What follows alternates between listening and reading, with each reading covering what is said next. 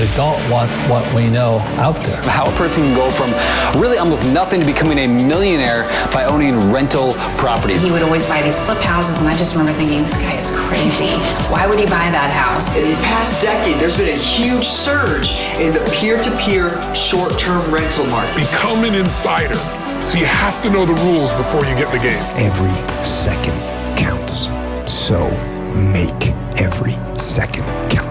Welcome to the Real Estate Jam. Whether you're just beginning or the best of the best, we're glad you're here. We will share successes, failures, and strategies for the action-taking real estate investor. And now to your hosts, JD and Melissa.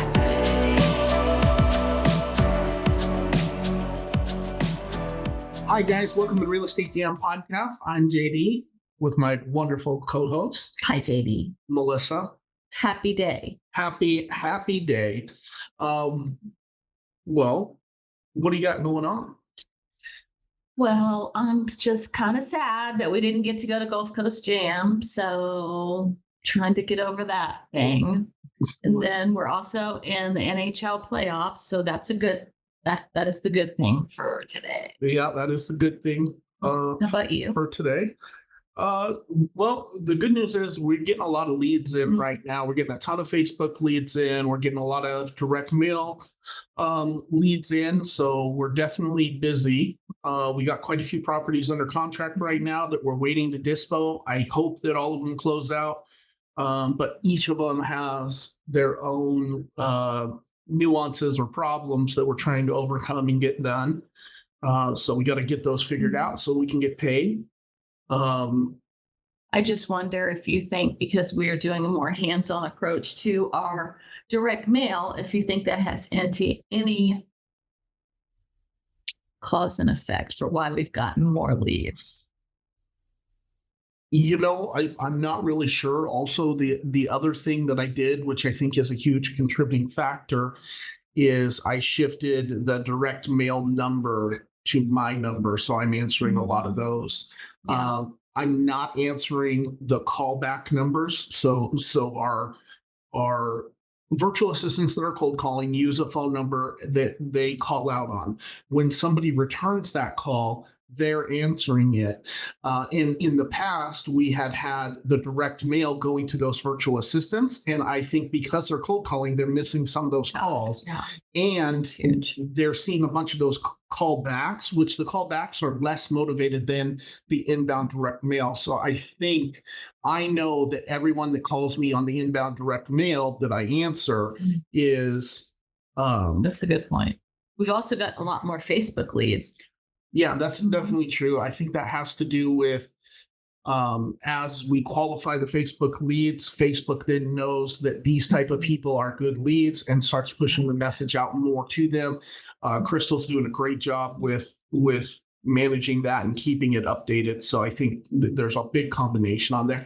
And a lot of the people in our network are seeing an increase in leads right now as well. So I don't know if it's the time of year or the season. I think it rolls, but a lot of people are seeing a lot more leads, which leads me to our topic today.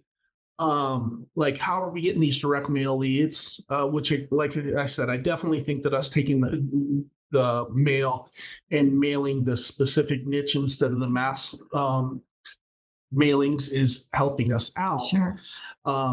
But one of the things that we've noticed over time, we've heard about it a lot, we've talked about it a few times, but I wanted to really break down today was list stacking and either how we do it, how to do it, what it is, and hopefully you guys can pick some of that up and see how it applies to your market and your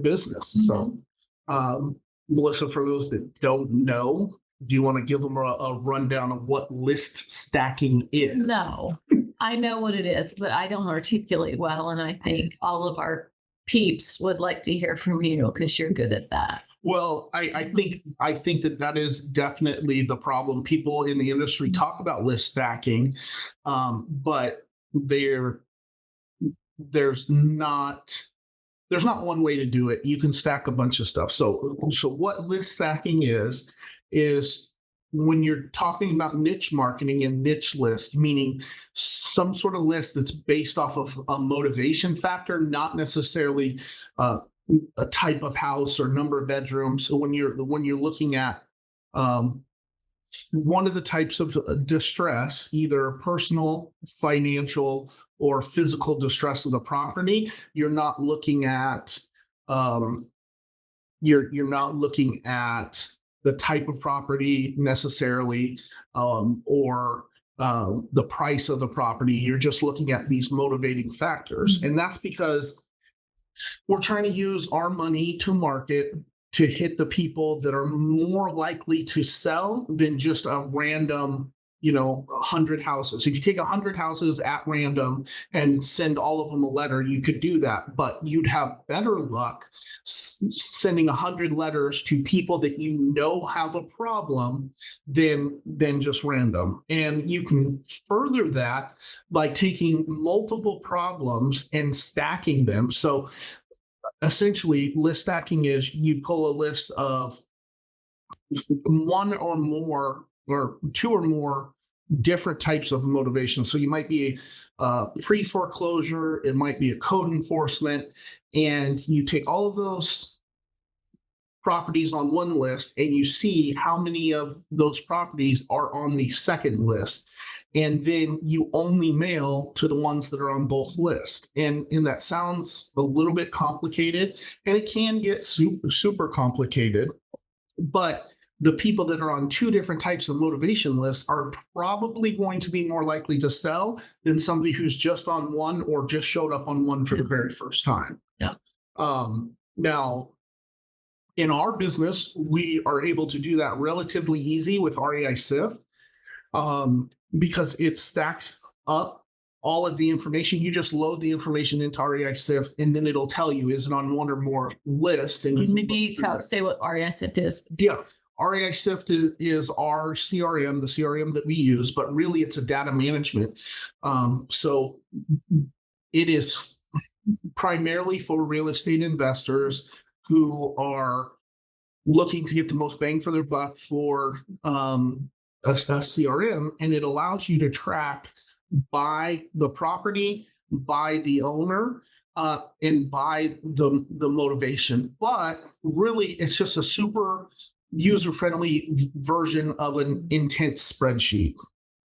And so if you're not a member of REISift, how do you do list stacking? Well, you do it through Google Sheets or Excel, where you're able to upload those two sheets, compare them together, stack them on top of each other, and figure out which ones. There's a bunch of formulas and ways to do it, but essentially what you're doing is putting one list on there, putting a second list on there, and only looking at the properties that are on both lists. You can do it manually. You can write a script to do it in Excel, but the best way to do it is going to be through a CRM or something like that. It costs a little bit of money, but it's well worth it, in my opinion. But you don't have to. You literally could do it with yellow notepad if you wanted to, and you look through all those one list, and then you compare it to the next list, write down any properties that happen to be on the both. But as you start to get more complicated and you're stacking more and more data, it gets a little bit more tricky and time consuming, and that's why a software system like REISift works. But there's plenty others. You can do it through PropStream. You can do list stacking through batch leads. There's a bunch of different ones. REISift just happens to be the one that we use the best. So with list stacking, we have a couple that are not necessarily our favorite because we like them the best, but our favorite because we've seen the best results in our business with actual closed deals through some of these list stacking. And I want to share that with you guys. It might be different in every area, but our number one favorite, the one that's done the best with us, and this is not necessarily that we targeted this list to begin with. It's just when you look at all of our closed deals, which stack did the majority of our closed deals fall under? And for a long time, it was the code enforcement vacant list, which is essentially a driving for dollars list that you didn't have to drive for. So the property is vacant and it also has code enforcement. Now, the reason I think we had so many deals that fit that stack initially was because we were targeting all of the hurricane damaged houses in Panama City, and there was a lot of them. So I think that's huge. But now, as we're a few years removed from the big hurricane and all the damaged properties, the one that we're closing the most often now is a stacked between probate and pre-foreclosure. Almost all of the deals that we're doing are probate and pre-foreclosure. All of the really good deals that we've done, I think, have come from probate and pre-foreclosure. And that's as simple as pulling a list of probate properties and also pulling the list from the county of the less pendants. And both of those properties match up on the list, and then marketing to them. Another really good one, as you add on more and more, the motivation gets higher and higher, because what also comes with probate and pre-foreclosure a lot of times is code enforcement violations. So code enforcement violations, probate, pre-foreclosure. If it's on all three of those lists, there is not a doubt in my mind that there is at least a minimum motivation to sell that property. From the last couple of weeks, it's been a lot of criminal stuff. Oh yeah, that is true. But all of that criminal stuff is also pre-foreclosure. Yeah, so criminal and pre-foreclosure. Pre-foreclosure is such a strong and powerful motivation that if there's any other list that you can stack it against, those properties are going to be highly motivated. I really, really like code enforcement and water shutoff too. Because usually if somebody is unable to pay a water bill, or if it's a landlord who the tenants moved out and they have code enforcement violations, that means that there is some sort of financial burden, they're not able to pay to keep the water on, or a tenant moves out and they shut it off. And the code enforcement violations that aren't being fixed, that's an indication that maybe it's a tired landlord or tired homeowner. And then one that I really like is driving for dollars. But when you combine the driving for dollars with a vacant list, and that's a little bit different than list stacking, because vacant is the status of a property and it changes, or can change week to week, month to month. But if it's a vacant property and it's also on the driving for dollars, typically what we're finding when we do the research and get a hold of the people is it will show up on one of those other types of lists too. We're just not sure where it's at, or maybe it's a situation where a probate hasn't been filed yet.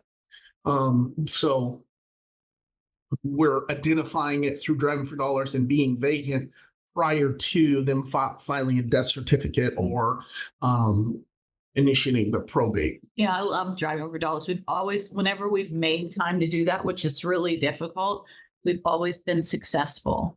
Yeah, it's just difficult to build that into the schedule. But that's why it's such a successful list, because everybody has problems with the amount of time that it takes to do that. And that's one of the ways that beginning and newer investors can really outshine some of the bigger companies, because driving for dollars, while there are some people who are able to scale it, it is a really, really difficult list to run at scale, because there's only really one way of doing it, and that is having a physical person drive up and down each street and mark the properties. But we've tried to hire for that, and it's just we personally have not been successful through the years. If we could ever make that happen, that would just be fabulous.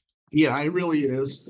There are a couple of strategies, a couple of people whose own business is solely based on driving for dollars, and they've built out systems and processes to make that happen.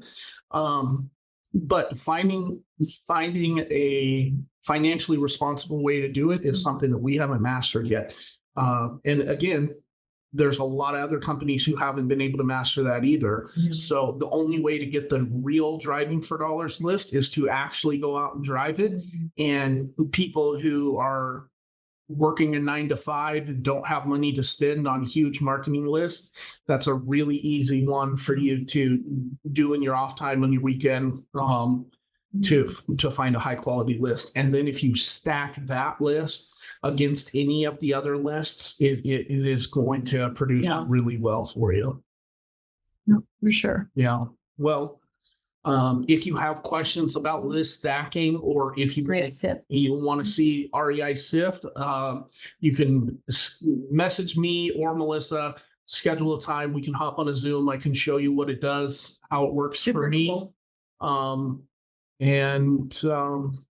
That's all I got, Melissa. What do you got? I got nothing. All right, guys. Stack those lists and, buy those houses.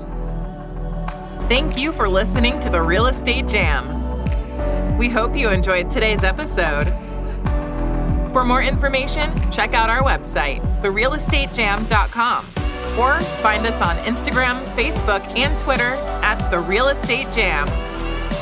If you have any questions, feel free to drop us an email at therealestatejam@gmail.com.